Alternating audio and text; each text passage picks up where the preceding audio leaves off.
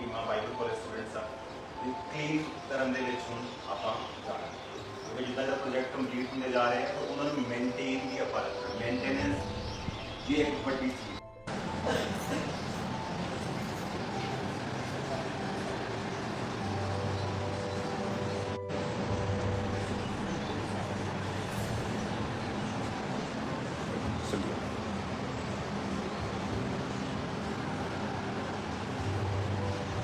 तू ही बैठ।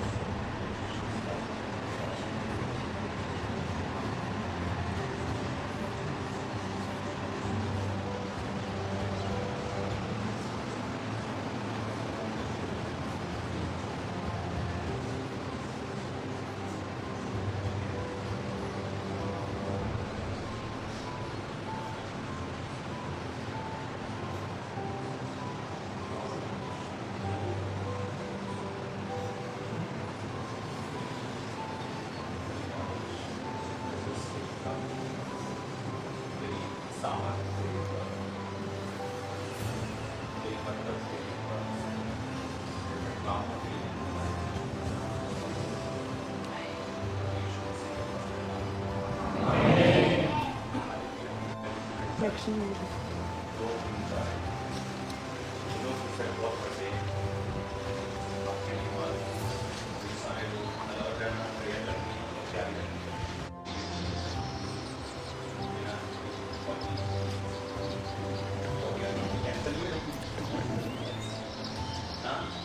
काम एक्स्ट्रा है अकाउंट कर क्योंकि जुलाई और अगस्त में बारिशा होंगे लोकल क्रूसेड नहीं लैंड फॉरन क्रूसेड के टाइम ऑलरेडी मिलता जैसा कि टाइम होना है फुली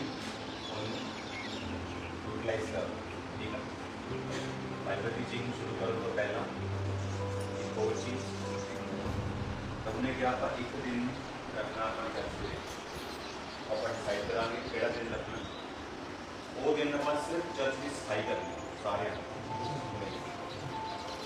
ओके जरा क्लीननेस सफाई है क्लीननेस है पेड़ माउंटेन देखते माहौल चेंज हो जाता है ना लगता है कि यार तो स्वर्ग बैठे हैं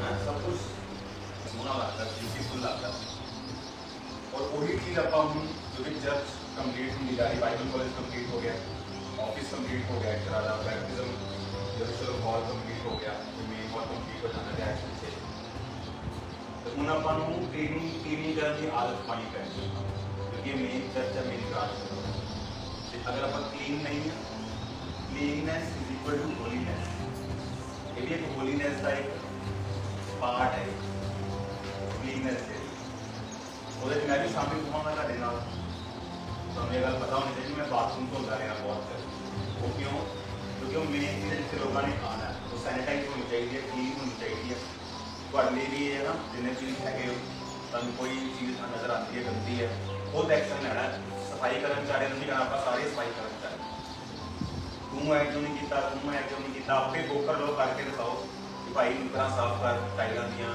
पत्थर दियाँ इन्ने महंगे आप चीज़ों से लगाई एक दिन आप हफ्ते से रखना आई थिंक मंगलवार के दिन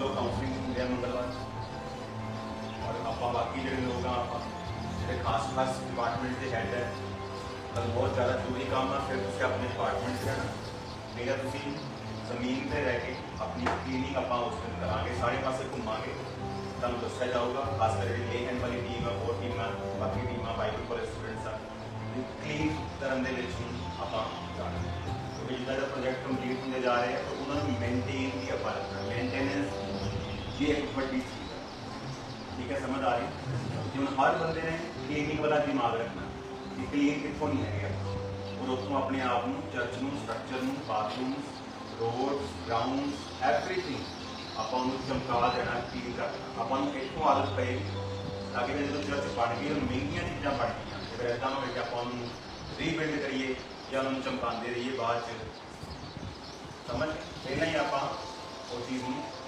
कैप्चर करना। ठीक है, समझ आ गई? तो एक दिन हर हफ्ते ਆਪਾਂ ਹੁਣ ਕਲੀਨਿੰਗ ਦਾ ਰੱਖਣਾ। हर हफ्ते मैं ਤੁਹਾਡੇ ਨਾਲ ਹੋਵਾਂਗਾ क्लीनिंग। जिस हफ्ते में नहीं भी होया कोई ਤਾਂ भी क्लीनिंग करनी। वैसे अगर मैं इंडिया जब ਇੱਥੇ ਆ ਕੇ मैं ਤੁਹਾਡੇ ਨਾਲ ਹਾਂ।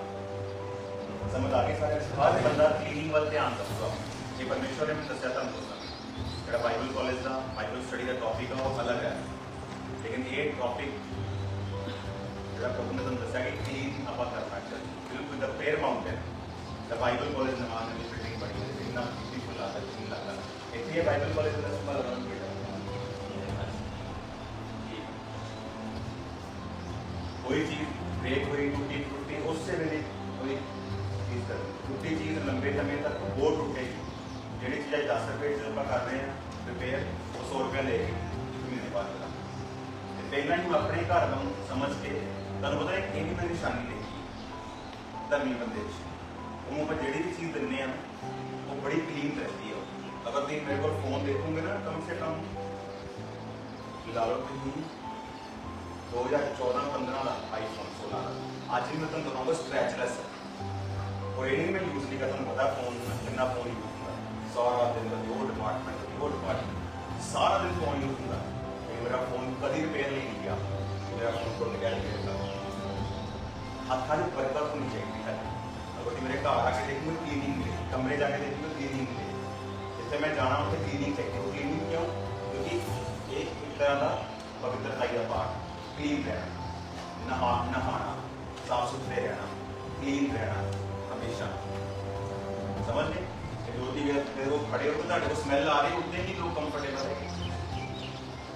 जितने खड़े हो चीज़ गंदी है, जैसे बाथरूम जा रहे हो गंदी है, वो गंदे है या कोई स्ट्रक्चर गंदा है, या जितने बैठे हो कुर्सी गंदी है, जी कुर्सियां भी लोगों को दिंदे हो काउंसलिंग टाइम और अपनी लोगों सर्विस करते हो पानी वगैरह उन्होंने गिलास क्लीन होने चाहिए, ट्रे क्लीन होनी चाहिए, सारे हाथ क्लीन होने चाहिए, कपड़े क्लीन होने चाहिए। समझ गए? जी जगह तुमने उठाया कि क्लीन है, जी कुर्सी के बैठे की क्लीन है, कुर्सी बैठ तो क्लीन है, नीचों क्लीन है, हर चीज़ की क्लीनिंग वाला दिमाग अपना रखें। मोस्टली हो सकता है कि आप मंगलवार ही क्लीनिंग करें। समझ गए? मंगलवार ही आप उत्थे तुम भी होंगे काउंसलिंग से कई लोग, मैं भी उत्थे ही हाँ वो भी काउंसलिंग तो बाद जो लोगों का केस हैवी है उन्होंने मंगलवार में लोगों को मिलना होता आम लोग है ना। तो मैं भी उत्थे हाँ कुछ आप क्लीनिंग से जावांगे और पूरा एक सिस्टम अपने आप में आदत पावांगे। ठीक है? क्योंकि 1200 स्टूडेंट्स आने लिए रेडी है फिर, लेकिन पहला नहीं एंट्री करवानी जब तक 6 मंथ के बैच का टाइम नहीं। तो अगले 6 मंथ बाद फिर अपने को 1200 स्टूडेंट का फॉर्म आ जाना, 300, 400, 150, 200 भी उन्होंने चलाते हैं तो उन्होंने भी शांति दी तो वो भी साढ़े ऐड हो जाती ताकि फिर और अपने को मैन पावर क्लीनिंग और हर चीज़ आप परफेक्ट आप और जो कि इतों सीखते हो उसे ब्रांच से जाकर हैड बनते हो सेम चीज़ तुम पता होनी चाहिए जो असी इतने किया असी उस जगह इट्स लाइक ए ट्रेनिंग है ना। और पास्टर की ट्रेनिंग सिर्फ टीचिंग नहीं होनी चाहिए, पास्टर की ट्रेनिंग उन्होंने क्लीन करना आना चाहिए, उन्होंने गाइड करना आना चाहिए, उन्होंने हर चीज़ की नॉलेज होनी चाहिए। समझ गए? पहला बाथरूम कौन क्लीन करता सी? मैं चाह कौन बनाता सी? दरी कौन बिछा रहे हैं? दरी फ्लैट कौन कर रहे हैं? कॉलिंग कौन कर रहा है? सारा कुछ मैं करता हूँ। तो प्रभु ने फिर लोग देते पहला मैं मीटिंग तो बाद छुट्टियां सर्व कर जाता उनके उनके लोग इन्ने बढ़ गए कि तुम सर्व भी नहीं कर पा रहे, लोग ਤੁਹਾਡੇ ਤੇ ਚੜੀ ਜਾ ਰਹੇ, प्रेयर रिक्वेस्ट लेके आई जा रहे, भगदड़ मचन का चांस हो गया फिर मैं वापस आना फिर मैं और सेवा करनी। इसलिए ਤੁਹਾਡੇ ਕੋਲ टाइम हैगा। कुछ लोग छुट्टियां की सेवा जो जाओ उत्थे क्लीनिंग देखो, संडे देखो कितने क्लीनिंग घट है। समझ हर जगह क्लीनिंग किसी ने बाहरों आके कोई स्टॉल लगाया हुआ उन्होंने भी दसो इतने क्लीन करो पहला अपना सारा सफाई रखो। सफाई का मैसेज चारे पासे जाना चाहिए। समझ गए? हर बंदे ने देना, तुम ही देना, रिपोर्ट टीम ने देना, बाइबल कॉलेज स्टूडेंट जो इतने है वो भी जो नहीं है वो भी डिपार्टमेंट के नाल 400-500 बंदा स्टाफ है ਤੁਹਾਡੇ अंदर चर्च का लोगों को ਜਿਹੜੇ ਤਾਂ ਆਏ ਵੀ ਨਹੀਂ है ना। वो उन्होंने लाइट से कितने लोग हैं प्रे सेंटर 2-3 शिफ्ट होकर मिला के तो करना है, तो वो सब काम की वजह से नहीं आ सकते तो अपना कंप्यूटर पे ठीक है वो ਤੁਹਾਡੀ ਜ਼ਿੰਮੇਵਾਰੀ है वो मैसेज ਨੂੰ देना और ਤੁਹਾਡੀ ਸਾਰੀ ਦੀ ਜ਼ਿੰਮੇਵਾਰੀ है अपने अपने वॉलंटियर ਨੂੰ देना। जो 4000 वॉलंटियर है उन्होंने भी तुम गल करनी है ना प्यार के नाल समझाना कि आप क्लीन रखना और तुम खुद भी क्लीनिंग करते जाना। जब जा रहे हो कितने भी लगता है मिट्टी है कोई सैटिंग नहीं हैगी। तो लोगों ने कच्चे घर देखे कभी पिंड जो कच्चे घर मिट्टी के घर लेंगे कि गल पा के कितना क्लीन होंगे भावे मिट्टी है तो क्लीन किन्ने होंगे है ना। तो कई ने चंगे भले घर अंदर रख पाया बहन दिल नहीं करता उन्होंने घर कई ने मिट्टी वाले घर भी इन्ने साफ सुथरे रखे। तो क्लीननेस जो परमेश्वर का मैसेज आता है घर कच्चा हो घर पक्का हो बहुत बड़ा हो बहुत छोटा हो जो भी आप बना रहे हैं जितने बैठे हैं चाहे वो बहुत बड़े ने क्लीन करना मुझे आप स्टार्ट करा मैं करना खुद कर समझ आ गई। तो दूसरे ने 3 महीने के अंदर ब्रांचेस ने 5 तो 8 मेजर इवेंट ने 1 महीने के अंदर। सो रेडी रहो अपने अपने कम्मा प्रार्थना में ज़्यादा रहो काम धन्यवाद ये शिक्षा पैर आगे बढ़े यीशु मसीह के नाम। अगर अपने शरीर की टॉपिक कर रहे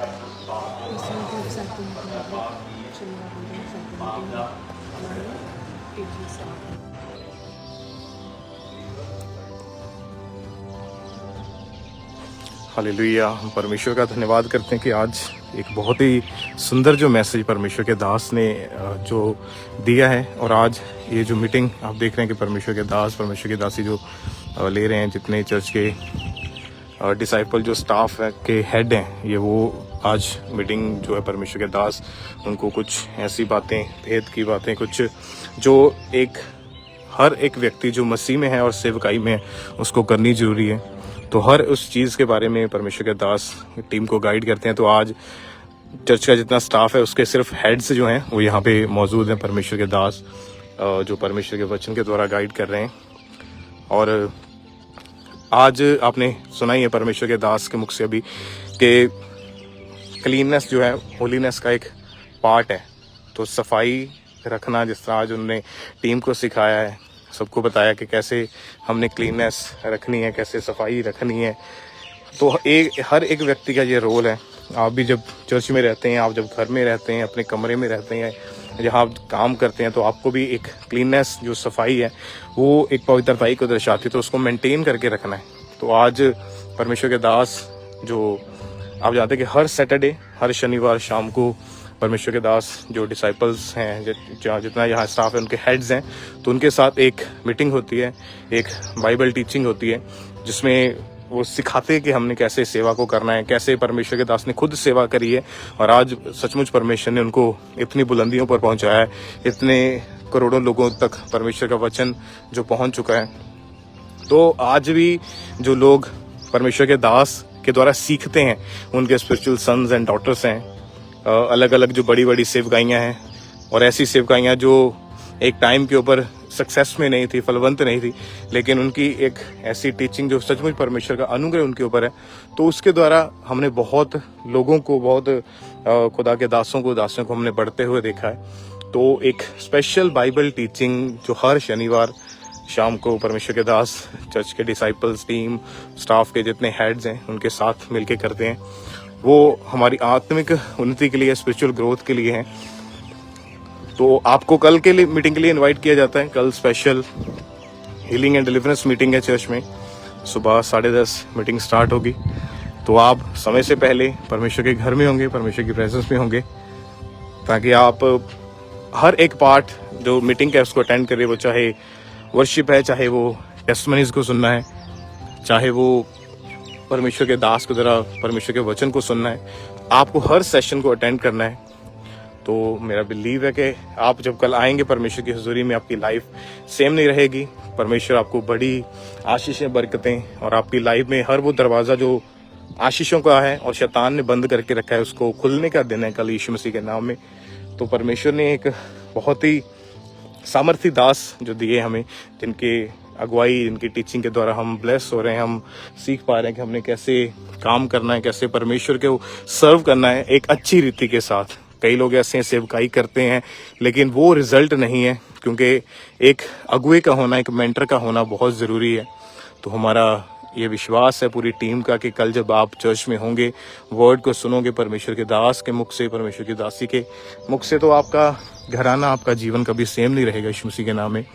तो आपको इनवाइट किया जाता है कल की special healing and deliverance meeting के लिए। अगर आप ब्रांच में जाते हैं, अंकुर मिनिस्ट्रीज के, आप जानते हैं 160 प्लस 160 से अधिक चर्च ब्रांचेस जो चर्चेस हैं अंकुर मिनिस्ट्री की, वो स्थापित हो चुकी हैं। तो आप अगर ब्रांच में जाते हैं तो आपको वहीं पे पहुंचना है, तो ताकि आप परमेश्वर के वचन को सुन पाएं और वो अभिषेक, वो मसा जो यहाँ पर मेन हेड चर्च में है, ब्रांचेस में भी अवेलेबल है, उसको आप रिसीव करें, ग्रहण करें। तो आज एक बहुत ही एक सुंदर समय, और हर शाम जो शनिवार की शाम है उसमें परमेश्वर के दास स्पेशल टाइम निकालते हैं अपनी टीम को, डिसाइपल्स को और स्टाफ हेड्स को गाइड करने के लिए कि कैसे हमने सेवकाई में बढ़ना है, कैसे। तो अभी भी परमेश्वर के दास जो हैं वो आप देख सकते हैं सामने, वो क्लास जो है वो कंटिन्यू है कि कैसे परमेश्वर का जो वर्ड है, परमेश्वर का वचन जो है उसको हम सुन रहे हैं परमेश्वर के दास के द्वारा।